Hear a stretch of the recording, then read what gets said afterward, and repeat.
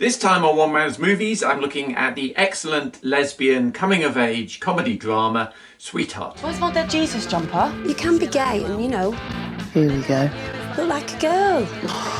Why can't I just do what I want to do? Because it changes every 5 minutes. That's why. Like your hat? Like normal. Thanks. I'm Isla, by the way. AJ. Sweetheart is the feature debut for writer-director Marley Morrison, who has had their own gender identity issues in real life. So there feels more than a touch of autobiography about some of this one.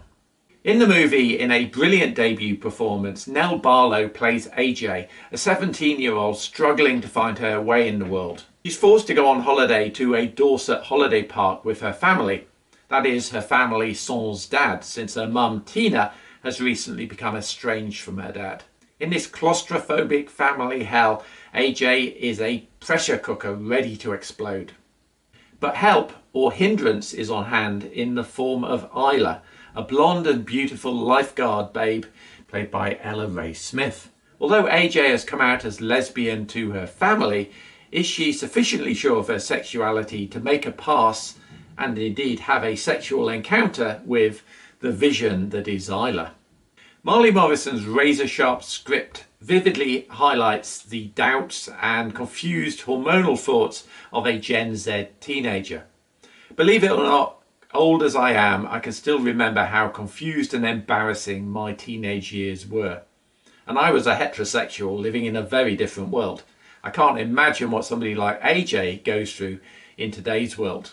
The ensemble cast is wonderful, especially Nell Barlow, who keeps it just the right side of Kevin and Perry territory in order to keep the teenage portrayal real.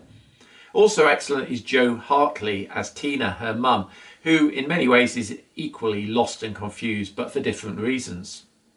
Also perfectly cast is Ella Ray Smith as the dream girl lifeguard. If you're struggling to place her, she was the baseball cap wearing stranger in the recent Netflix series. I only had 2 issues with the movie. One was with the sound mix, which made some of the dialogue quite difficult to hear. And the second was that AJ gives a running commentary of some of her thoughts as a voiceover, which is an old bugbear of mine. Less tell, more show for me, please. But overall, this is a really entertaining and well-crafted movie, leaving you with a mixture of heartache and feel-good by the end of it. I'm giving Sweetheart 4 stars out of 5, making it an indie. Read my full review at bobthemovieman.com.